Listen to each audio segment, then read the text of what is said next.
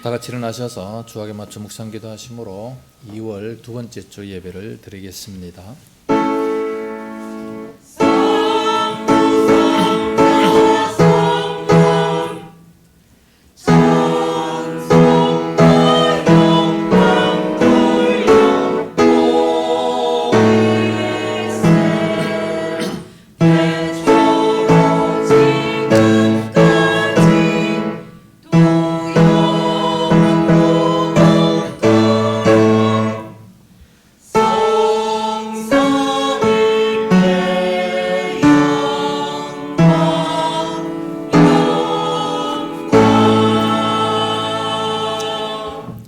오직 위로부터 난 지혜는 첫째 성결하고 다음에 화평하고 관용하고 양순하며 긍휼과 선한 열매가 가득하고 편견과 거짓이 없나니 화평하게 하는 자들은 화평으로 심어 의의 열매를 거두느니라.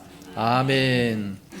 거룩하신 아버지 감사합니다. 한 주간 동안도 저희들 은혜 가운데 지켜주시니 감사합니다. 오늘 저희들과 싸우니 마음을 활짝 열게 하시고 오늘 또 하나님께로부터 난 지혜를 듬뿍 받아 누리게 하여 주시옵시기 원합니다. 이 악한 세상 살아가면서 날마다 승리하며 살게 하시고 지혜롭게 하나님의 뜻대로 살아갈 수 있도록 인도하여 주시옵소서.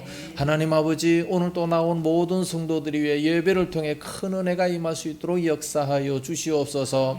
여러 가지 형편처지 나오지 못한 모든 성도들 어디가 있든지 항상 붙들어 주시옵시고 은혜로 함께하여 주시옵소서. 육신이 연약한 자들에게도 강건케 되는 역사가 임하게 하여 주시옵소서.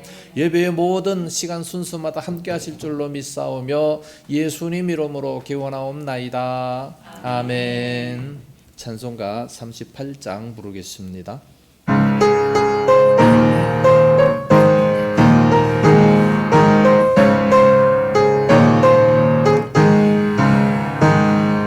예수 우리 왕이여 이곳에 오셔서 우리가 왕께 드리는 영광을 받아주소서. 우리는 주님의 백성 주님으로 왕이신 예수님 오셔서 좌정하사 다스리소서. 예수 우리 주시여 이곳에 오셔서 우리가 주께 드리는 찬양을 받아주소서. 우리는 주님의 종들 주님으로 우리 조세하 주 대신 예수님 오셔서 이 찬양을 받아주소서.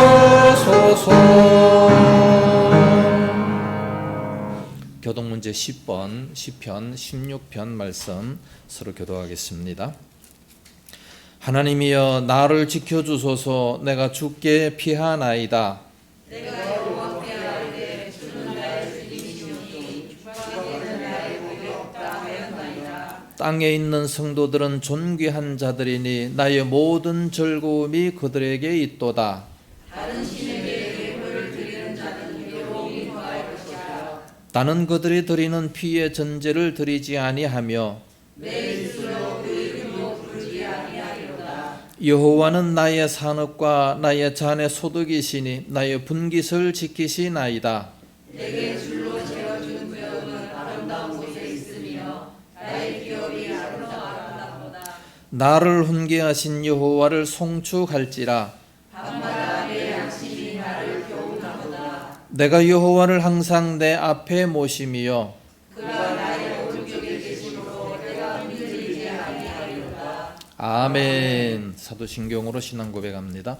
전능하사 천지를 만드신 하나님 아버지를 내가 믿사오며 그 외아들 우리 주 예수 그리스도를 믿사오니 이는 성령으로 잉태하사 동정녀 마리아에게 나시고 본디오 빌라도에게 고난을 받으사 십자가에 못 박혀 죽으시고 장사한 지 사흘 만에 죽은 자 가운데서 다시 살아나시며 한노래 오르사 전능하신 하나님 우편에 앉아 계시다가 조리로서 산자와 죽은 자를 심판하러 오시리라. 성령을 믿사오며 거룩한 공예와 성도가 서로 교통하는 것과 죄를 사하여 주시는 것과 몸이 다시 사는 것과 영원히 사는 것을 믿사옵나이다. 아멘. 자리에 앉으시기 바랍니다.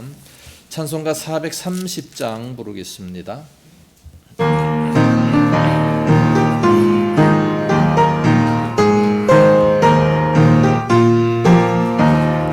주와 같이 길 가는 것 즐거운 일 아닌가. 우리 주님 걸어가신 발자취를 갈 텐데 한 걸음 한 걸음 주 예수와 함께 날마다 우리 걸어가리. 어린아이 같은 우리 미련하고 약한 주의 손에 이끌리어 생명길로 가겠네. 한 걸음 한 걸음 주 예수와 함께 날마다 우리 걸어가리. 꽃이 피는 들판이나 험한 골짜기라도 주가 인도하는 대로 주와 같이 가겠네. 한 걸음 한 걸음 주 예수와 함께 날마다 우리 걸어가리. 옛 선지자 해노같이 우리 들고 천국에 끌려 올라갈 때까지 주와 같이 걷겠네. 한 걸음 한 걸음 주 예수와 함께 날마다 우리 걸어가니. 이 시간 다 같이 기도하실 때에 이춘희 권사님 대표로 기도 인도하시겠습니다. 사랑과 은혜의 하나님 아버지, 하나님의 영광과 예수 그리스도의 은혜가 충만한 날 주님 앞에 나와 찬양과 경배로 예배드리게 하심을 감사드립니다. 아멘. 예배 가운데 저희들의 마음문을 열어 주님을 바라볼 수 있는 영의 눈을 뜨게 하시어 부르심의 소망을 알게 하시고 살아 역사하시는 하나님을 만나는 귀한 시간 되게 하심을 감사드립니다. 아멘. 주님, 한 주간 살아오면서 주님이 주신 은혜와 사랑이 넘쳐남에도 불구하고 아직도 자신을 내려놓지 못하고 주님 앞에 앞서서 서려는 우리의 허물과 죄를 용서하여 주시옵고 오직 주님만 따르며 경배하는 작은 믿음 보시고 새롭게 시작되는 시간 되게 하여 주시옵소서. 아멘. 코로나로 모두가 힘들어하는 가운데 하나님의 자녀를 돌아보시며 환난 가운데 지키시며 넘어져도 붙잡아 주시는 주님의 은혜를 알게 하여 주시옵소서. 이 나라의 위정자들 주님께서 주관하여 주셔서 백성을 온전히 치리할 수 있도록 지혜를 주시옵소서. 아멘. 대통령 후보들의 여러 행보가 있지만 하나님께서 이루시고자 하는 일들 위에 쓰일 수 있는 일꾼을 허락하실 줄을 믿습니다. 아멘. 백성들이 숨쉬며 살아갈 수 있도록 이 민족 위에 하나님의 사랑과 은혜가 충만하게 하여 주시옵소서. 아멘. 저 북녘 땅에도 주님의 은혜의 강이 흘러 넘치기를 원합니다. 아멘. 하나님을, 예수님을 알지 못하는 저들을 용서하여 주시옵소서. 권력과 무기, 병력들이 많아서 전쟁이라는 무서운 일들을 말하는 이들의 생각을 주관하시어 하나님의 권능으로 힘없게 하여 주시옵소서. 아멘. 주의 귀로 영혼에 갈급한 이들을 인도하여 말씀으로 변화받는 이들 많아지게 하여 주시옵소서. 아멘. 여러 환경으로 믿음 연약해져 나오지 못하는 주님의 자녀들도 담대함을 주셔서 불러 주시옵소서. 단위에 세우신 목사님 영육간의 강관을 주셔서 선포되는 말씀이 세상의 고난과 환란으로 힘들어하는 심령들에게 소망되게 하여 주시옵고, 기도하는 모든 것들이 이루어지며 삶의 환경이 기적이 돼서 하나님 아버지의 영광이 충만한 시간 되게 하여 주시옵소서. 기관장들과 예배를 위해 헌신하는 손길들을 기억하시고 주님의 축복이 차고 넘치게 하여 주시옵소서. 함께하지 못한 심령들 기억하시며 그들도 동일한 은혜로 내려 주시옵고 다음 시간에 함께 예배하는 심령 되게 하여 주시옵소서. 아멘. 시온 찬양대의 찬양을 흠양하여 주시옵고 이 모든 말씀 우리의 구원자이신 예수 그리스도의 이름으로 기도드립니다. 아멘. 아멘.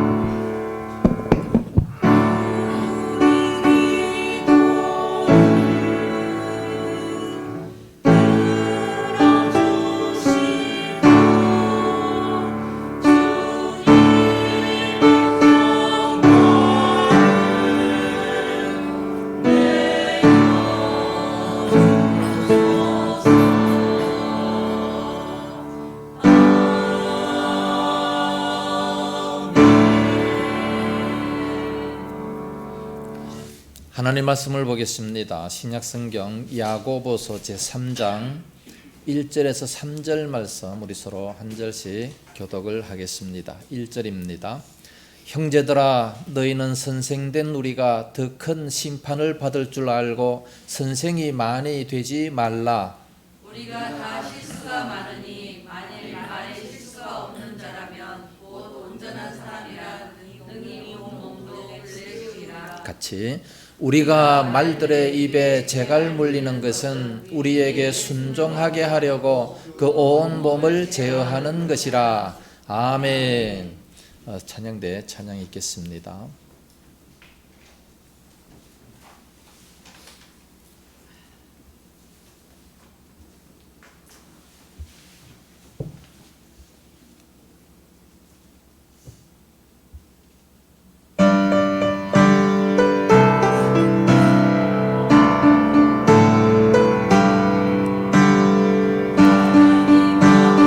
주신 죄는 빌어오는 것은 말씀일세.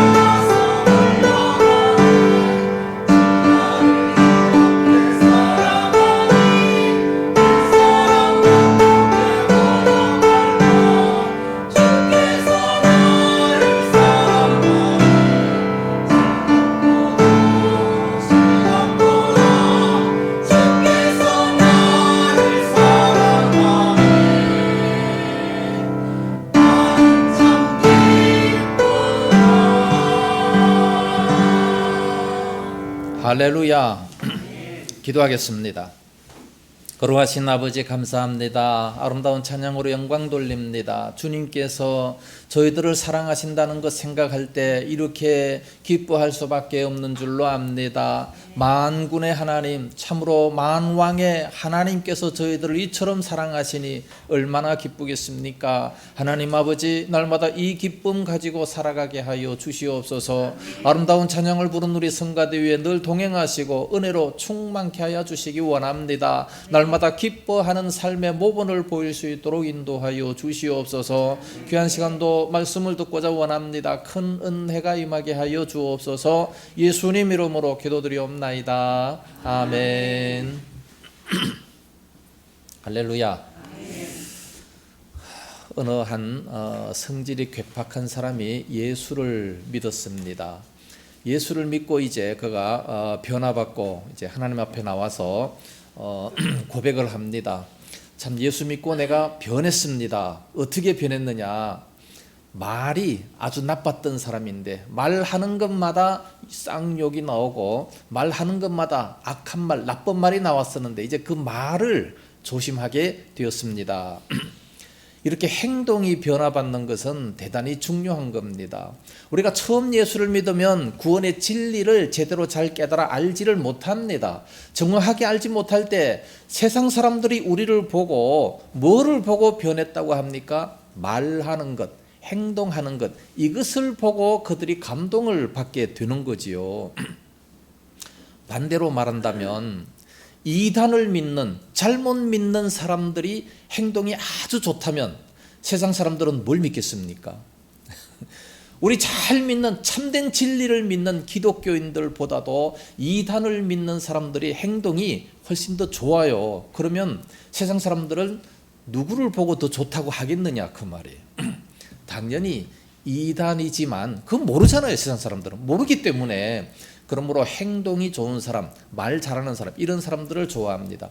실제적으로 보면 이단을 믿는 사람들은요, 좋은 일 많이 해요. 아침에 일찍 일어나서 동네를 다 씁니다. 다 깨끗하게 썰어놓고 또 물질적으로 힘든 사람 구워주기도 하고 좋은 일도 많이 해요. 일부러 그렇게 하는 거예요. 자기들은 이렇게 선한 일을 한다, 좋은 것을 믿기 때문에 선한 일을 한다고 그렇게 얘기를 합니다. 우리 믿는 사람들은요, 정말로 그런 것을 바라다 보면서 마음에 새로움을 가져야지 되는 겁니다. 이단들이 그 잘못된 교리, 거짓된 믿음, 양의 탈을 쓴 일이들이지만 그럼에도 불구하고 선한 그 행동을 통해서 사람들의 마음이 감동을 받게 된다는 겁니다. 그것이 진리라고 믿게 할 수 있다는 거예요. 그래서 우리는 분발해야 돼요. 참된 진리를 가진 사람들이 더 바르게 행동하지 아니한다면 우리의 이 바른 진리를 제대로 나타낼 수가 없다는 겁니다. 그래서 우리는 좋은 진리, 정말 참된 진리를 믿는다면 말을 첫째 잘해야 됩니다. 우리 예수 믿는 사람들은 첫째로 말을 잘해야 돼요. 내가 변했다. 뭐가 변합니까? 말이 변해야 되는 거예요. 인간관계의 시초가 뭐냐? 말입니다. 말을 어떻게 하느냐? 말을 나 중심으로 해서 안 되고 상대방의 중심으로 은혜로운 말을 할 수 있어야 되는 겁니다. 이게 바로 예수 믿는 사람들의 말이에요. 그래서 말하는 것은 바로 인간관계에 있어서 대단히 중요한 겁니다. 오늘 야고보서 3장 1절 말씀 보니까 내 형제들아 너희는 선생된 우리가 더 큰 심판을 받을 줄 알고 선생이 많이 되지 말라 그랬습니다. 선생이 많이 되지 말라고 말씀했는데 아니 말에 대해서 교훈하다가 왜 선생이 되지 말라고 말씀했습니까? 선생이라는 용어가 왜 나왔겠습니까? 선생이라는 용어는 그 당시에 세 가지 중요한 이유가 있습니다. 첫째는 말을 많이 하는 자가 바로 선생입니다. 말을 많이 하는 자들의 대표자죠. 아이들을 가르치는 선생님들은 하루에 4-5시간 정도 이렇게 말을 하게 된다고 합니다. 제가 시골 목회를 할 때에 그때는 부교육자도 없고 그리고 각 파트들이 다 있었기 때문에 유초동부 예배 들어야죠, 또 중고동부 예배 들어야죠, 유치부 예배 들어야죠, 대학부도 들어야죠, 또 끝나면 또 재직교 해야죠. 일주일에 설교를 21번까지 했습니다. 구역 예배 가서 다 들어야죠, 신방해야죠. 그러니까 일주일에 설교를 21번, 그게 한 번 하고 끝나는 게 아니라 1년 내내 계속 하잖아요. 이게 얼마나 힘들겠어요. 말을 그만큼 많이 한다는 겁니다. 두 번째로 선생은 가장 존경받는 사람이 선생이었습니다. 그래서 많은 사람들이 선생이 되려고 하는데 이 선생에 대해서 탈무드에서는 이렇게 말씀을 하고 있습니다. 너는 만일 너를 낳고 길러주신 육신의 부모님과 너를 가르치는 선생님이 함께 물에 빠져 죽어간다고 할 때 두 분 중에 한 분만 구해야 된다고 할 때 너는 누구를 먼저 구출해야 되겠느냐라고 질문을 하면서 그에 대한 답도 탈무드는 가르쳐 줍니다. 선생님을 먼저 구출해라. 그렇게 가르치고 있어요. 왜 그렇게 해야지 되느냐? 정신적인 지도자가 육신을 낳아준 부모보다 훨씬 더 소중하다고 생각했기 때문에 그렇습니다. 종교개혁자 마틴 루터도 그렇게 얘기합니다. 사람에게는 부모가 많다. 육신의 부모, 정신적인 부모, 또 정치적인 부모, 영적인 부모가 있다. 그 중에서 제1은 바로 영적인 부모다. 그렇게 얘기를 합니다. 왜냐하면 그 영혼을 바른 대로 인도하기 때문이다. 그렇게 말씀합니다. 그래서 이스라엘 백성들은요, 랍비들, 선생님들이 가장 존경을 받습니다. 일본 사회에서도 센세이, 그러면 가장 존경을 받지 않습니까? 우리나라도 과거에 선생님 그래서 많이 존경을 받는데 요즘은 이 존경을 받지 못하는 그런 시대에 살고 있습니다. 영혼을 바로 지도하는 그런 분들이 가장 존경을 받아야 된다고 탈무드에도 기록이 되어 있습니다. 그러니까 존경을 받으니까 이스라엘 백성들은 랍비로 지원하려고 하는 사람들이 대단히 많았다는 거예요. 존경받는 사람이니까. 이렇게 권위가 있는 그런 사람일수록 말의 파급 효과가 대단히 크다는 겁니다. 존경받는 사람들이 말을 하면 그 말에 대한 파급 효과가 아주 크다는 거지요. 그래서 그 사람이 말하는 그 말 한마디 때문에 사람의 일생을 바꿔놓기도 하는 겁니다. 그래서 이 잘못 가르칠 때는 그 책임이 얼마나 크겠습니까? 섣불리 말을 잘못했다가는 권위 있는 사람이기 때문에 그 상대방의 그 인생의 잘못된 길로 가게 되는 그래서 그 책임이 아주 대단히 무겁다는 겁니다. 그렇기 때문에 선생이 많이 되려고 하지 말라 말씀하고 있습니다. 세 번째 또 한 가지 본다면 선생은 교만해지기 쉽습니다. 선생이라고 하면 사실 모르는 것 천지인데도 불구하고 다 아는 척을 해요. 누가 뭐를 물으면 모르면 모른다고 말을 해야 되는데 모른다고 말하기가 쑥스러우니까 자꾸만 이게 돌려대고 그냥 이상한 얘기를 하게 되는 겁니다. 잘 모르지만 다 아는 것처럼 정말로 진리를 비진리로 가르칠 수 있다는 겁니다. 이게 바로 선생의 위험입니다. 자기도 모르게 그런 거짓말을 하게 되는 겁니다. 자기의 권위 때문에 그런 거짓말을 하게 된다는 거지요. 이건 부득이해서가 아니라 자신이 선택하는 그런 죄입니다. 다 알고 짓는 죄입니다. 그러니까 더 위험한 거죠. 그래서 왜 선생이 되지 말아야 되는가? 1절 하반절에 또 그 이유를 말씀해 주고 있어요. 선생된 우리가 더 큰 심판을 받을 줄 알고 선생이 많이 되지 말라 말씀했습니다. 선생이 되면 더 큰 심판을 받는다 말씀합니다. 그러니까 많이 선생이 되지 말라. 이걸 뒤집어 말하면 선생은 잘하면 큰 상급을 받고 그러나 잘못하면 많은 사람들을 망치기 때문에 더 큰 심판을 받게 된다는 거예요. 그래서 선생은 잘해야지 잘못하면 안 된다는 겁니다. 그러면 여기에서 선생이란 누구를 지칭하는 것인가? 이 선생님, 그러면 우리는 보통 학교 선생님을 많이 생각을 합니다. 그런데 그게 아니고 지금 야고보서는 누구에게 보내는 편지입니까? 1장 1절 말씀 보면 흩어진 나그네, 흩어진 유대인들에게 이 편지를 쓰고 있습니다. 그러니까 흩어진 유대인들, 즉 말해서 예수 믿는 사람들에게 이 편지를 씁니다. 그렇다면 여기서 선생이라고 말을 할 때 학교 선생을 얘기하겠습니까? 그게 아니겠죠.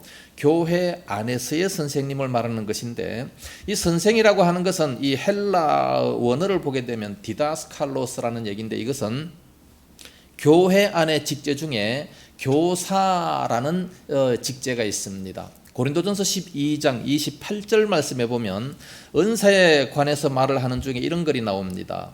하나님이 교회 중에 몇 명을 세우셨는데 첫째는 사도요, 둘째는 선지자요, 셋째는 교사요, 그 다음은 능력을 행하는 자요, 그 다음은 병 고치는 은사와 서로 돕는 것과 다스리는 것과 각종 방언을 말하는 것이라.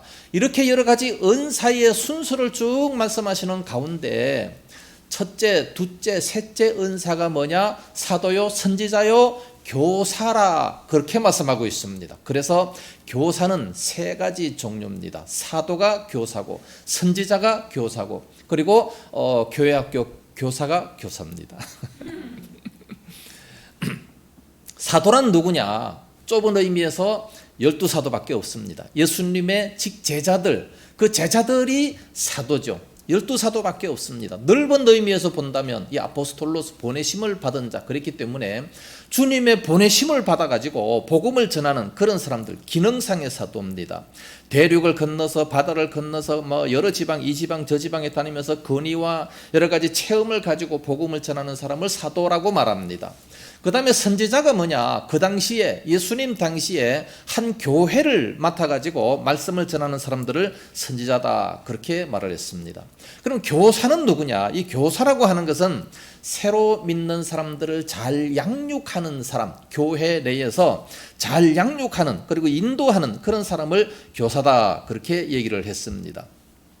초대교회는요, 몇 명이 교회로 들어옵니까? 새로 믿는 사람들이 어떻습니까? 3,000명, 5,000명씩 그냥 막 들어오는 거예요. 엄청난 숫자가 들어오게 되면 그 많은 숫자를 누가 감당합니까? 요즘처럼 신학교가 있어가지고 전문적인 사역자를 길러내는 것도 아니었고, 그러니까 그때는 먼저 믿는 사람들이 본을 보이게 되는 겁니다. 좀 오래 믿으면 집사 직분을 받게 되고, 더 오래 믿으면 장로 직분을 받게 되는데, 처음 오는 사람들이 누구를 바라보게 되겠습니까? 먼저 믿는 사람들을 바라보는 거예요. 그 사람들을 바라보면서 그 사람들이 하는 행동, 그 사람이 하는 기도, 그 사람이 하는 모든 것들을 그대로 본받아서 따라서 하게 되는 겁니다. 그래서 먼저 믿는 사람이 그 당시는 교사였어요. 그래서 먼저 믿는 사람들이 말을 어떻게 하느냐, 그걸 따라서 그대로 그냥 새로운 사람들이 따라 하는 거예요.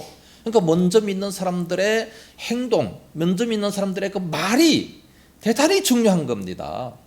생판 아무것도 모르는 사람이 처음 교회에 왔어요. 그럼 어떻게 행동해야 되는지 도무지 모르는데, 그런데 먼저 믿는 사람들이 이렇게 말하는 것을 보면서 따라서 그대로 다 해버린다는 거죠.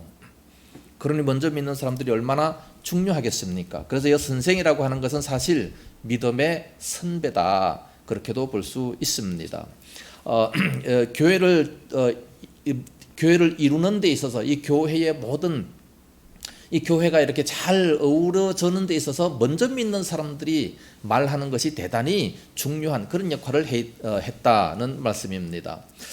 똑바로 서 있는 그런 선생님이라면 새로 오신 분들이 얼마나 그 신앙생활의 뿌리를 잘 내릴 수 있겠습니까? 그런데 이 본문의 뜻을 잘못 이해하는 사람들도 있습니다. 그러면 더 큰 심판을 받기 때문에 나는 교사를 하지 말아야지, 그런 사람들도 있습니다. 아무나 선생이 되지 말라 그랬기 때문에 이거 잘못 선택하지 않았나, 그럼 선생을 안 하려고 하는 그런 사람들이 많이 있습니다. 그러나 교회 안에서는 사실 교사가 많아야 돼요. 이 봉사의 꽃이 바로 교사입니다. 봉사의 피크가 바로 교사입니다. 교사를 하는 자가 가장 많이 자기 성숙이 있을 수 있게 됩니다. 다른 거 봉사하는 거는 교회 청소도 하고 설거지도 하고 밥도 하고 이런 거는 그거 한다고 내가 많이 성숙이 됩니까? 별로 안 돼요. 그러나 교사를 하게 되면 준비를 많이 해야 되잖아요. 하나님 말씀을 많이 연구해야 되지 않습니까? 잘 연구하고 준비하고 그렇게 해서 가르쳐야 되니까 이 교사를 하게 되면 자기 본인이 엄청나게 발전이 될 수 있는 겁니다. 그래서 사람을 만나서 길러내는 이 사역, 이게 바로 봉사 중에 최고의 봉사다, 그렇게 볼 수 있습니다. 원래 봉사라고 하면 사역하는 것과 사무가 있습니다. 사무 보는 것은 행정적이고 사람을 만나지 않고서 일을 하는 겁니다. 그러나 사역을 하는 것은 사람을 직접 만나서 대화를 하면서 하는 것이기 때문에 훨씬 더 중요한 것이죠. 그 중에 교사라고 한다면 이 사람을 만나서 가르치는 사역을 하는 것이기 때문에 얼마나 중요합니까? 이런 사람들이 말을 잘 해야지 말을 잘못하면 어떻게 되겠습니까? 그래서 이 교사라고 하는 것은 사실 작은 목회자다, 그렇게도 볼 수 있습니다. 주일학교 때 어린이 몇 명을 갖다가 놓고 이제 교사 일을 하는 겁니다. 그런데 그 어린이 한 명이 자꾸 교회를 안 나오고 자꾸 딴 곳으로 가고 그러면 또 그 교사가 신방을 해서 그 아이를 데리고 오고 또 맛있는 것도 사주고 하면서 교회에 이렇게 친근하게 만드는, 이 얼마나 중요한 직책입니까? 이것을 해본 사람들은 인간관계를 잘 할 수가 있는 겁니다. 아, 사람은 이렇게 다뤄야 되는 거구나. 어린아이 같은 사람들을 이렇게 잘 먹여야 되는구나. 이런 것을 알 수가 있어요. 그렇지만 이런 걸 전혀 안 해본 사람들은 인간관계를 잘 못할 수밖에 없지 않습니까? 자기 자신만 아는 거기 때문에 인간관계를 잘 못하게 되는 거예요. 경험이 없기 때문에. 그래서 영적으로 양육을 못 해봤기 때문에 그 한계가 있는 겁니다. 그러므로 우리가 젊었을 때 내지는 나이가 들어가면서 교사 일을 사실 많이 해야 됩니다. 요즘에 참 아이들이 안 와서 교사 일을 못 하는데, 아이들도 없고 학생들도 없고 유초등부도 없고 뭐 유치부도 없고 앞으로 참 교회가 심각합니다. 독일 교회 그대로 지금 따라가고 있어요. 그보다 아마 더 심할런지도 몰라요. 한 1, 20년 정도 지나면 완전히 교회가 이제 노인들만 들어있고 양로원이 될 것 같고 젊은 사람들이 없는 이런 모습이 되게 될 것 같아요. 참 심각합니다. 그런데 우리가 교사 일을 잘 해가지고 정말 한 생명을 변화를 시켜서 그 아이가 인생이 변한다면 이 교사 일이 얼마나 소중한 거겠습니까? 정말 보람 있는 거죠. 내가 아이 하나를 잘 가르쳤습니다. 그래서 그 아이가 열매를 맺어요. 좋은 사람이 되는 겁니다. 그 아이도 성장해서 또 다른 사람들을 가르쳐서 또 이렇게 좋은 열매를 맺게 하는 이런 것을 본다면 이 교사는 참으로 교사의 중요성은 굉장히 지는 겁니다. 내가 받을 상급조차도 엄청나게 되는 거 아니겠습니까? 그래서 교회 안에 여러 직책이 있습니다. 성가대도 있고 집사도 있고 장로도 있고 여러 가지 봉사하는 일들이 많이 있지만, 그러나 내가 어느 분야에서 봉사해야 됩니까? 라고 묻는다면 지체 없이 교사 일을 하는 것이 가장 좋습니다. 그렇게 저는 말을 하겠습니다. 교사일, 가르칠 자가 없는데 누구에게 교사를 합니까? 얼마든지 있습니다. 직장에서도 있고 가정에서도 있고 아무나 붙잡고 그냥 할 수도 있는 이 교사 일을 하는 것이 가장 중요하고 가장 참 보람된 그런 모습이 되게 됩니다. 본인 자신이 가장 성숙이 되는 겁니다. 그래서 많이 선생이 되지 말라라고 말씀하시는데, 이것을 재해석을 하게 되면 선생은 많이 돼야 된다. 좋은 선생이 많이 돼야 된다. 단 나쁜 선생은 되지 말라. 그 얘기입니다. 나쁜 선생이 어디 있느냐? 이 선생의 마음도 두 가지가 있습니다. 좋은 선생은요, 내가 이것을 가르쳐서 저 아이가 변화가 되고 내가 이걸 가르쳐서 정말로 저의 인생이 변화받아 하나님 앞에 아름답게 쓰임받는다면 얼마나 좋은 그런 역사가 되겠습니까? 그런데 그게 아니라 이 본문에서 말하는 이 선생은 많이 되지 말라. 왜 많이 되지 말아야 돼요? 나쁜 선생이니까. 긍정적인 그런 의미가 아니고 부정적인 의미에서의 선생입니다. 그럼 부정적인 의미는 어떤 선생이냐? 내가 이제 선생이 됐다. 다 나를 존경해야 된다. 그런다면 누가 그를 존경하겠습니까? 대접받으려고 한다면 그건 안 되는 겁니다. 옛날에 어른들은요, 이리 오너라. 그럼 큰 소리를 칩니다. 아주 이 양반들의 아주 나쁜 모습들이죠. 나는 다 배웠다. 더 이상 배울 것도 없다 하는 이런 못된 마음이에요. 교회 안에서 정말 중요한 것이 있습니다. 늙어 죽을 때까지 배워야 된다고 하는 이런 마음가짐이 정말로 중요한 겁니다. 그런데 교사들은 그 말씀 나 그거 아는 말씀인데 내가 그 말씀 도대체 3-4번은 들었다. 그러면서 다 안다고 하면서 아예 안 들으려고 하는 이런 마음이 아주 나쁜 마음입니다. 이스라엘 백성들 중에 이 유대인들은요, 6덕이 있습니다. 6덕. 덕 있는 것이 뭐냐? 그 중에 여러 가지 덕이 있어요. 자녀 교육도 덕이고 또 손님 접대 이런 것도 다 덕이지만 가장 그 중에 제1덕이 뭐냐? 1덕 최고의 덕은 바로 배우는 덕입니다. 나이가 아무리 들어도 배운다라고 하는 이 덕, 그것을 제1덕으로 말씀하고 있습니다. 그래서 바로 이 배우려고 하는 사람들은 최고의 인격자입니다.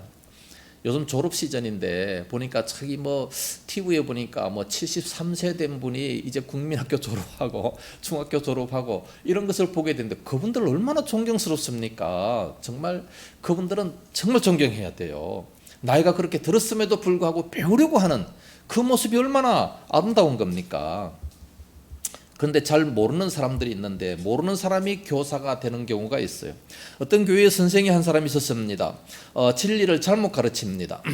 그래서 그 교회 그 고등부인데 고등부 학생 하나가 선생님한테 묻습니다. 선생님, 담배 피워도 돼요? 그러니까 그 선생이 하는 말씀이 담배 피우지 말라는 말씀은 뭐 성경에 없으니까 뭐 모르겠다. 네 맘대로 해라. 난 말 못하겠다. 그냥 그래 버렸어요. 그러니까 성경이 없으니까 뭐 마음 놓고 그냥 담배를 피기를 시작하는데 아무런 거부감이 없이 막 인이 박히도록 그냥 담배를 많이 피웠답니다. 얼마나 잘못 가르친 겁니까? 담배는 정말 몸에도 나쁘고 뭐 여러 가지 상대방에게도 해를 입히는 사회에서도 못 피게 하는데 교회에서 그걸 방치를 하면 되겠습니까? 무식하고 아주 용감한 그런 모습이죠. 그렇기 때문에 선생을 잘 만나야 됩니다.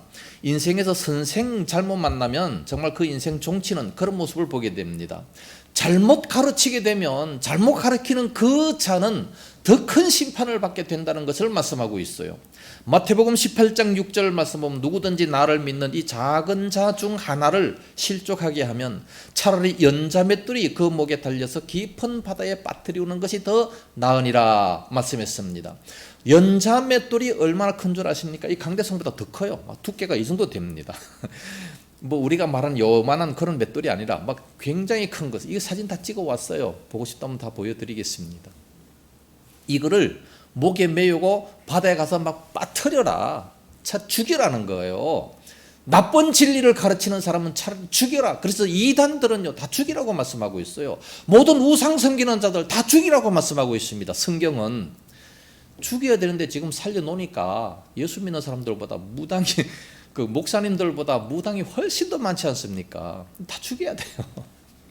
이렇게 법이 강하면 얼마나 좋겠습니까? 진리만 정말 딱 이 땅 위에 바로 선다면 정말 살기 좋은 그런 민족이 되게 될 겁니다. 그런데 이와 같이 실족하게 되면 나가서 죽여라 그렇게 말씀하고 있습니다. 그만큼 선생의 말이 참으로 중요하다는 겁니다. 그렇다면 아이고 그러면 말도 못하고 살겠네 그렇게 나올지도 모릅니다. 그러나 2절 말씀해 보니까 우리가 다 실수가 많으니 만일 말에 실수가 없는 자라면 곧 온전한 사람이라 능히 온 몸도 굴레시우리라 말씀했어요. 사람이 어떻게 말에 실수가 없을 수 있겠습니까? 그러나 고의로 나쁜 말을 하면 안 되는 거예요. 일부러 나쁜 말을 막 하고 쌍욕을 하고 하는 이런 모습을 하면 안 된다는 겁니다.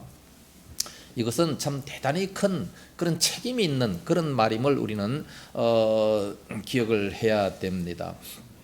우리가 오래 믿고 신앙이 깊을수록 어느덧 자기 자신의 그 위치가 어디에 가 있습니까? 선생의 자리에 가 있다는 그런 사실을 알아야 됩니다.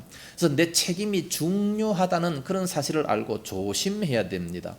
반대로 우리가 교사의 일을 잘하면 그건 큰 상급이 있습니다. 예수님께서 말씀하셨습니다. 마태복음 5장 19절 말씀 보면 누구든지 이를 행하며 가르치는 자는 천국에서 크다 일컬음을 받을 것이요. 누가 천국에서 큽니까? 온 율법을 잘 가르치는 자가 천국에서 크다 일컬음을 받고 그것을 잘못 가르치고 엉뚱하게 가르쳐서 한 사람을 실족하게 만든다면 그 사람은 심판이 더 크다 말씀합니다. 차라리 연자맷돌을 목에 메이고 바다에 빠뜨려라 그렇게 말씀하고 있습니다. 그래서 우리 한 사람이 신앙의 모델이 돼가지고 잘 보여줘서 다른 사람들의 그 믿음이 뜨거워지고 다른 사람들의 그 믿음이 하나님을 더욱더 뜨겁게 사랑하게 된다면 우리는 얼마나 보람을 가질 수 있습니까? 그래서 선생된 사람들은 더 책임을 의식하고서 말과 행실을 잘 감당해야 됩니다. 신앙생활을 잘 해야 된다는 말씀입니다. 사람의 말 그 중에서도 특별히 선생의 말에는 권위가 있습니다. 그렇기 때문에 조심해야 되는 거죠. 권위가 있기 때문에 그러므로 그 말을 듣는 자들이 가치관을 형성을 하게 되게 됩니다. 그래서 말을 조심하라고 하더라도 이 바른 말을 우리는 해야 됩니다. 말도 조심하고 바른 말도 해야 됩니다. 어떻게 바른 말을 할 수 있습니까? 2절 하반절 말씀에 보면 보충 설명이 나옵니다. 능히 온 몸도 굴레 씌우리라 말씀합니다. 온 몸을 굴레 씌운다. 뭐가요? 말이. 그렇기 때문에 말을 잘해야죠. 말을 제어하는 데는 세 가지가 있습니다. 입으로 하는 혀의 말이 아니고 타는 말. 타는 말을 제어하는 데는 세 가지가 있어요. 고삐가 있고 굴레가 있고 재갈이 있습니다. 타고 다니는 말을 제어하는 방법인데, 고삐가 뭐냐 하면 기수가 잡아당기는 것이고, 굴레는 고삐와 재갈을 사이에 연결해서 힘의 방향을 알려주는 것이고, 재갈은 이 약한 부분에 연결해서 꼼짝없이 따라오게 만드는 그런 도구입니다. 이것을 한마디로 말해서 통제하는 겁니다. 말을 통제하기 위해서는 재갈을 물린다는 얘기예요. 우리 사람을 재갈 물리기 위해서 어떻게 해야 되느냐? 혀에다가 재갈을 물리라 그 말입니다. 혀에다가 그냥 재갈을 딱 물려야 돼요. 소가 얼마나 힘이 셉니까? 소가 그러면 힘이 센 그 소를, 우리 인간이 마음대로 소를 조종할 수 있는 것은 바로 고삐예요. 고삐. 약한 부분을 딱 매가지고 막 잡아당기면 아프니까 안 따라올 수가 없는 거예요. 그와 마찬가지로 우리 인간의 이 가장 운동이 많은 곳이 어디냐? 혀와 손입니다. 혀와 손. 이게 가장 많이 우리가 움직이게 되는데, 말을 가장 많이 한다는 얘기죠. 근데 이 말을 우리는 잘 할 수 있어야 된다는 겁니다. 혀가 온 몸을 통제하게 되는데, 말에 실수가 있으면 이 통제가 안 되는 겁니다. 그럼 말에 실수가 없어서 통제를 잘 당하면 곧 온전한 사람이 되게 된다 말씀합니다. 그래서 그 사람의 인격이 좋다, 그 사람은 정말 온전한 사람이다, 많은 사람들이 존경하고 따르는 것은 바로 말을 잘하니까 그런 거예요. 말을 잘해야 됩니다. 그의 온몸과 인격이 바로 그가 하는 말에 통제당한다는 겁니다. 그래서 말 한마디 하는 것이 얼마나 어려운 겁니까? 말을 잘해야 되는 겁니다. 앵무새 폴리라고 하는 유명한 영화가 있습니다. 거기 보면 어떤 아이가 말을 더듬습니다. 말을 더듬기 때문에 그 말을 좀 고치게 하기 위해서 아버지가 앵무새 하나를 사줍니다. 말을 잘하는 앵무새 하나를 사주고, 그리고 또 좋은 선생님을 하나 붙여가지고 이 말하는 훈련을 받게 합니다. 그런데 언제든지 앵무새가 그 아이의 어깨에 딱 앉아가지고 말을 같이 배워요. 이 아이와 그 앵무새가 같이 배우는데 앵무새가 훨씬 더 말을 잘 따라합니다. 훨씬 더 이렇게 말을 잘 따라하는데, 어떻게 하다가 보니까 나중에 이 앵무새가 다른 주인이 바뀌었어요. 다른 사람에게. 정말해서 도둑놈이나 이 깡패가 주인이 이제 돼버리고 말았습니다. 그런데 이 앵무새의 말이 완전히 바뀌어버리는 거예요. 그 말하는 것마다 그냥 쌍소리가 되고, 그냥 말하는 것마다 아주 나쁜 그런 말만 하게 되는 겁니다. 학자에게 소속됐을 때는 유식한 말을 했는데, 이제는 나쁜 사람에게 소속이 되니까 아주 나쁜 그런 말을 하더라는 겁니다. 어느 날 이 앵무새가 이제 막 탄식을 하면서 얘기합니다. 나 오늘부터 다시는 말 안 할 거야. 앵무새가 말 안 할 거야. 말 안 하고 살 거예요. 그러니까 사람들이 묻습니다. 아니 왜 말을 안 하냐? 내가 말을 할 때마다 사람들이 나를 쥐어받고 나를 싫어하니까 나는 이제 말 안 하고 살 거예요. 그러니까 어떤 할머니가 그 앵무새한테 얘기를 해주는 겁니다. 네가 말하는 것 그 자체가 나쁜 것이 아니고, 네가 말을 할 때에 많은 사람들이 신기해하면서 자꾸 질문을 하지 않느냐. 그때에 공손한 말, 좋은 말을 하면 더 너를 좋아하고 더 너를 귀엽게 여길 텐데, 나쁜 말을 하니까 너를 싫어하는 것이다. 정말해서 앵무새야, 내 모자가 어떠냐? 이렇게 딱 물었을 때에 거지 같아. 그러니까 한 대 얻어 맞는 거야. 내 모습이 어떠냐? 도둑놈 같아. 그러니까 얻어 맞는다. 그러니까 싫어하는 거다. 그러니까 네가 버릇없고 쌍스러운 그런 말을 했다는 그게 잘못이니까 그걸 고쳐라. 그렇게 얘기를 해줬다는 겁니다. 앵무새도 그러한데 우리 사람은 어떻겠습니까? 더더군다나 우리는 말을 잘해야 됩니다. 말 안 하는 게 능사가 아니에요. 말을 잘하는 것이 중요한 겁니다. 바른 말 해야 되고, 좋은 말 해야 되고, 공손한 말, 은혜스러운 말을 해야 되는 겁니다. 사람들이 왜 나에게서 멀어지는가? 내가 왜 혼자서 외로워지는가? 사람들이 왜 자꾸 나를 멀리하는가? 한번 깊이 생각해 보세요. 사람이 도둑한테는 가까이 안 갑니다. 살인자한테는 가까이 안 갑니다. 그럼 왜 나에게서 자꾸만 사람들이 멀어지는가? 나를 왜 좋아하지 않는가? 인간관계의 기초가 바로 말입니다. 그래서 내가 사람들이 이 가까이 안 하기 때문에 이제부터 내가 말을 안 하고 살 거다. 그러면 그것은 바로 이 앵무새와 똑같은 그런 미련한 자가 아니겠습니까? 앵무새 수준이죠. 인간이라면 왜 사람들이 나를 좋아하지 않는가? 왜 내게서 자꾸만 멀어지는가? 이걸 한번 생각을 해봐야 되는 거예요. 그 생각을 해보고 내가 말하는 것이 내용이 잘못됐고 내가 말하는 것이 상대방을 위한 말이 아니고 나 자신을 위한 그런 말이 아니었는가 생각하고 그걸 고친다면 그러면 이 사람은 인격자입니다. 교양 있는 사람이 되게 되는 거예요. 근데 계속해서 자기 자신만 알고 자기 자신만을 위한 말을 하게 된다면 그 사람은 친구가 없는 겁니다. 3절 말씀 보면 우리가 말들의 입에 재갈 물리는 것은 우리에게 순종하게 하려고 그 온 몸을 제어하는 것이라 말씀했습니다. 말의 입에 고삐를 물리는 것은 순종하게 하기 위해서, 하나님 말씀에 순종하게 하기 위해서, 그래서 재갈을 물리는 겁니다. 우리들의 입에 이렇게 재갈 물리는 것은 바로 내 마음대로 내 뜻대로 말하지 못하게 하기 위해서 제거를 물려라 말씀하는 겁니다. 제어한다라고 하는 것은 내가 가고 싶은 대로 끌고 오기 위해서 그를 제어하는 거 아니겠습니까? 그래서 내 말이 내 운명을 결정한다는 것을 우리는 알고 내 입의 말을 잘 제어할 수 있어야 된다는 거예요. 말을 잘못하면 운명이 바뀌게 되는 겁니다. 그래서 심리학적으로 말한다면 피그말리온 현상이다 그렇게 얘기하는데 이거 자성예언이라고 번역합니다. 정 말해서 내 운명은 내가 말하는 대로 된다라는 그런 뜻입니다. 난 이런 사람이다 라고 말하게 되면 그러면 그대로 자기가 살아가려고 사실 노력하게 되는 거예요.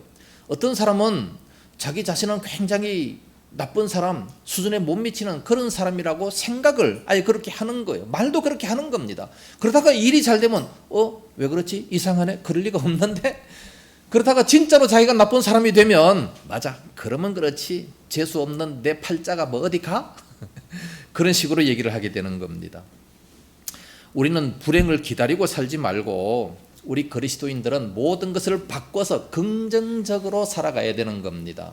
내 입에 내 말이 내 귀에 들린 대로 내가 시행하리라. 우리 하나님께서 그렇게 말씀하셨어요. 내 귀에 들린 대로 시행하겠다. 신명기 28장, 민수기 28장 14절에 그렇게 말씀하고 있습니다. 14장 28절에 그렇게 말씀합니다. 그들에게 이르기를 여호와의 말씀이 내 삶을 두고 맹세하노라. 너희 말이 내 귀에 들린 대로 내가 너희에게 행하리니 그렇게 말씀합니다. 왜 그렇게 말씀하셨겠습니까? 이스라엘 백성들이 이제 광야로 나왔어요. 하나님께서는 그들을 젖과 꿀이 흐르는 땅으로 인도하겠다. 정말 살기 좋은 데로 인도하겠다 말씀하셨음에도 불구하고 그들은 안 믿어요. 안 믿고 하나님께서 왜 우리를 죽이려고 이 광야로 인도하셨나 막 불평만 계속 하는 겁니다. 그랬더니 하나님께서 듣다 그냥 도무지 안 되겠다 싶어가지고 그렇다면 그래 좋다 내 귀에 들린 대로 그럼 그대로 해주겠다. 너희들이 광야에서 죽는다고 말했기 때문에 그럼 그래 죽여주겠다. 다 죽인 거 아니겠습니까? 그 말을 믿었던 여호수아와 갈렙만은 젖과 꿀이 흐르는 땅에 들어갔습니다. 그래서 우리는 말을 조심해야 됩니다. 되도록이면 복을 많이 비는 그런 말을 많이 해야 되고 특별히 교사라면 특별히 목사라면 좋은 말을 많이 하고 축복의 말을 많이 해야 돼요. 우리 그리스도인이라면 많은 사람들에게 축복의 말을 많이 해야 돼요. 축복의 말을 하면 그대로 주님께서 이루어 주시겠다고 말씀하셨습니다. 우리가 어느 집에 들어가면 그 집을 위해서 평안을 빌라 말씀했어요. 그러면 그 빈 평안이 거기에 머문다고 말씀합니다. 우리는 빈 평안, 말로만 그냥 그렇게 빌었음에도 불구하고 그 평안이 그 집에 머물러서 악한 자가 쳐들어오지 못하도록 만들어 주시겠다는 거예요. 그래서 어느 집에라도 들어가든지 아니면 어느 곳에 가서 앉게 되면 제일 먼저 기도를 하세요. 이곳에 평안이 임하게 주십시오. 기도하면 그대로 임하게 된다는 겁니다. 반대로 이 나쁜 곳에 재앙이 임하게 해 주십시오. 그러면은 재앙이 임할 수 있다는 겁니다. 우리 그리스도인들이 그러셔야 되겠습니까? 그러니까 우리는 어디를 가든지 축복을 빌어야 돼요. 좋은 말을 많이 해야 되는 겁니다. 그래서 예수 믿는 사람들이 가는 곳에는 복이 따라다니게 되는 거예요. 아브라함 보고 너는 복의 근원이다 말씀했어요. 그래서 그 아브라함이 가는 곳마다 복이 따라다닌다는 얘기 아니겠습니까? 우리가 믿는 사람들이 가는 곳은 다 복이 그렇게 따라다녀야 돼요. 왜? 주님이 함께 하시기 때문에. 악한 자들이 다 도망가게 되는 겁니다. 그래서 우리는 특히 말을 잘해야 됩니다. 복을 빌어주는 말, 그런 말을 잘해야 되고, 특별히 이제 선생일수록 더욱더 듣는 자들에게 절대적인 가치관을 제공하기 때문에 말을 조심해야 됩니다. 잘못된 가르침이라든지 잘못된 말, 자기를 망치게 하는 말은 남도 망치게 하는 겁니다. 그래서 더욱 조심해야 되는 거지요. 결론적으로 말씀을 드린다면 말이라고 하는 것은 내 인격을 나타내는 겁니다. 말이란 내 소원입니다. 내 운명입니다. 더 나아가서 다른 사람까지 그 인생을 망치게도 하고 흥하게도 하는 그런 능력이 있는 것이 바로 말입니다. 그렇기 때문에 말을 조심해야 돼요. 잠언서 12장 18절 말씀 보면 칼로 찌름같이 함부로 말하는 자가 있거니와 지혜로운 자의 혀는 양약과 같으니라 그랬습니다. 자, 듣는 사람들의 편에서 본다면 칼로 찌름같이 함부로 말하는 사람이 있다면 그 얼마나 그 상처가 되겠습니까? 그러나 양약처럼 마음이 참 아픔에도 불구하고 그 말을 들으니까 약을 먹은 것처럼 다 이것이 소화가 되고 다 누그러지게 되는 이런 모습이 있다는 겁니다. 그래서 칼로 찌름같이 함부로 말하는 자가 있거니와, 그래서는 안 된다는 거죠. 지혜로운 자의 혀는 양약과 같으니라, 이런 사람이 되라는 겁니다. 잠언서 12장 18절 말씀을 꼭 외우면서 우리는 그대로 살아야 됩니다. 이 말은 말의 파급 효과가 엄청나다는 것을 생각하면서 시편 기자처럼 시편 141편 3절 말씀에 주여 내 입술에 파수꾼을 세워주시옵소서, 파수꾼을 세워서 나쁜 말은 하지 못하도록 그렇게 기도했던 모습도 보게 됩니다.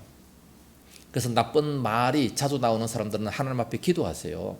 기도하면서 칼로 찌르는 이런 나쁜 말, 이런 것은 하지 못하게 하고 정말 은혜스러운 말, 덕스러운 말, 좋은 말, 상대방에게 유익이 되는 이런 말을 많이 하도록 해 주십시오. 그래서 말에 실수가 없는, 그러므로 우리들은 곧 온전한 그리스도인들이 다 될 수 있기를 예수님 이름으로 축복합니다. 기도하겠습니다. 거룩하신 아버지, 은혜와 사랑을 감사합니다. 말에 실수가 많으면 더 큰 심판을 받는다 말씀하셨습니다. 그러나 말에 온전한 자라면, 말을 잘하면 곧 온전한 사람이라 말씀하셨나이다. 하나님 아버지, 우리 입술에 파수꾼을 세워주셔서 정말 좋은 말을 많이 하게 하고 생명을 구원하는 이런 말을 많이 하게 하여 주시옵시기 원합니다. 예수를 먼저 믿는 저희들로 하여금 참으로 좋은 말을 많이 함으로 불신자들이 우리를 바라보며 감동을 받고, 새로 교회 나오는 사람들이 우리를 바라보며 믿음의 선배를 바라보며 감동을 받는, 그래서 우리를 따라오는 그런 역사들이 임하게 하여 주시옵소서. 하나님 아버지, 우리 모든 성도들 날마다 붙들어 주시옵시기 원합니다. 은혜가 충만케 하여 주시옵시기 원합니다. 우리들의 입술에 말로 말미암아 양약과 같아서 많은 사람들을 치료할 수 있는 그런 역사가 나타나게 하여 주시옵소서. 우리 한국교회의 모든 교인들을, 참으로 그리스도인들을 사랑하시고 은혜 입혀 주옵시기를 간절히 원하오며 예수님 이름으로 기도드리옵나이다. 아멘. 찬송가 436장 부르시면서 준비하신 헌물을 하나님께 드리겠습니다.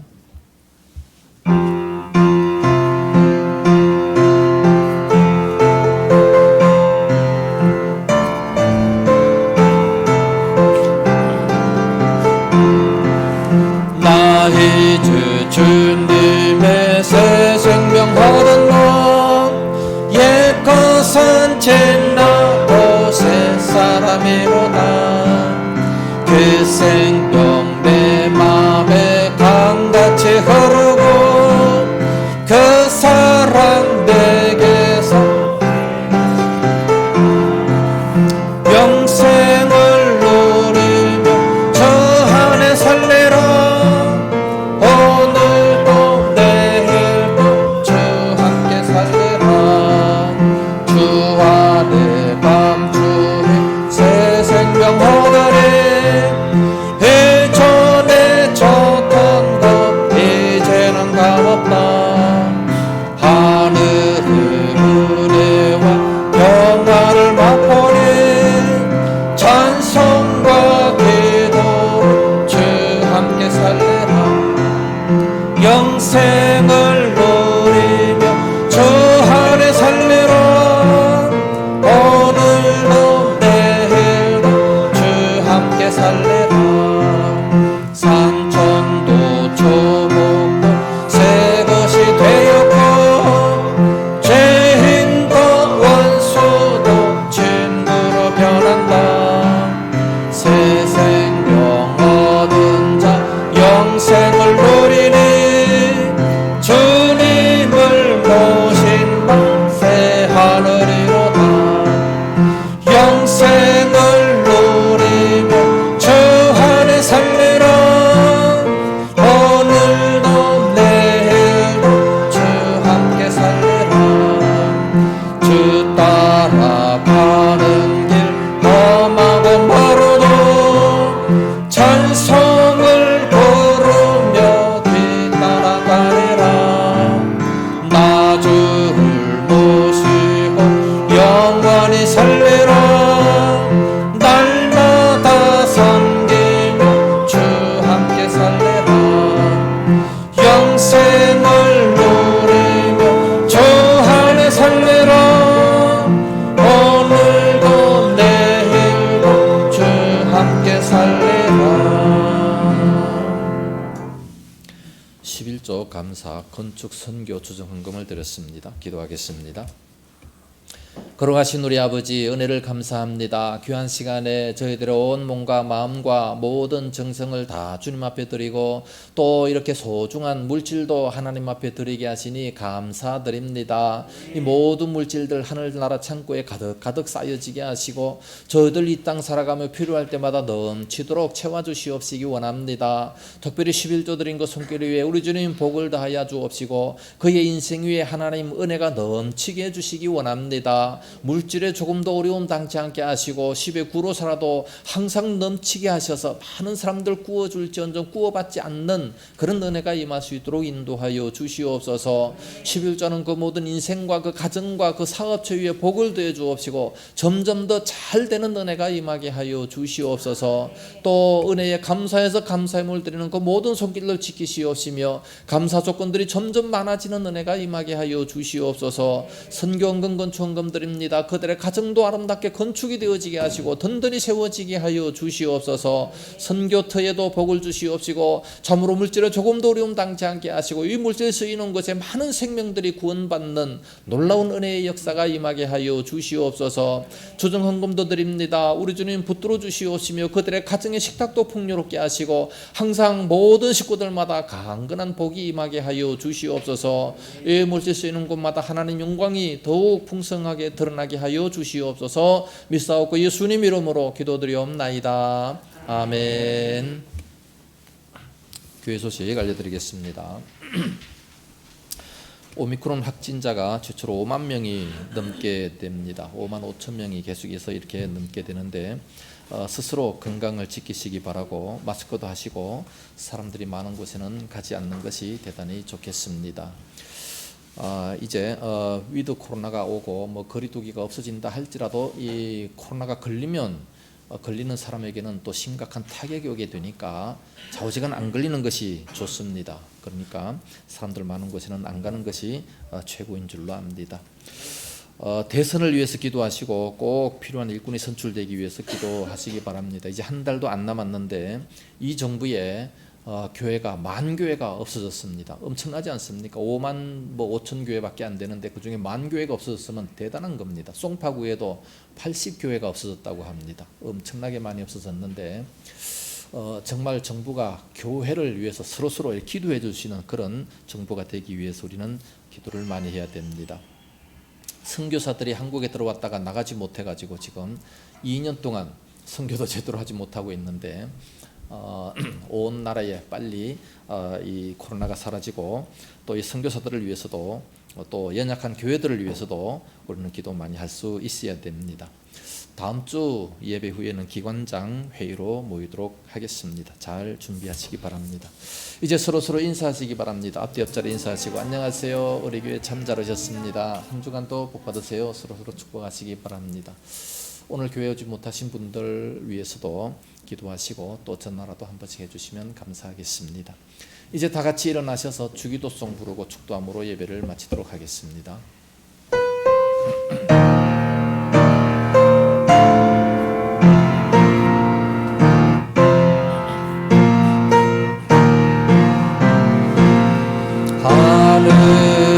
하늘에 계신 아버지 이름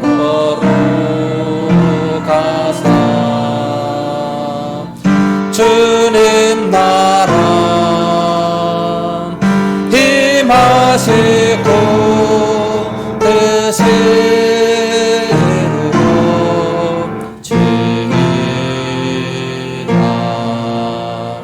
일용할 양식 주시고 우리들의 큰 죄 다 용서하옵시고 또 시험에 들게 마시고 악에서 구원하소서. 대개 주의 나라 주의 권세 주의 영광 영원히 아멘.